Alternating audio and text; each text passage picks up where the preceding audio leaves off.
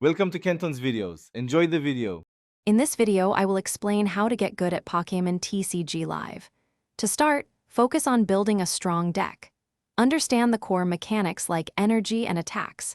Your deck should have a clear strategy and win condition. Aim for about 60 cards, balancing Pokémon, trainer cards, and energy cards for consistency. This foundational step is crucial for consistent success in your matches. Next, it's vital to understand the current meta. Research popular deck archetypes and their common strategies to anticipate your opponents. Consistent practice is key. Play regularly to gain experience and identify areas for improvement.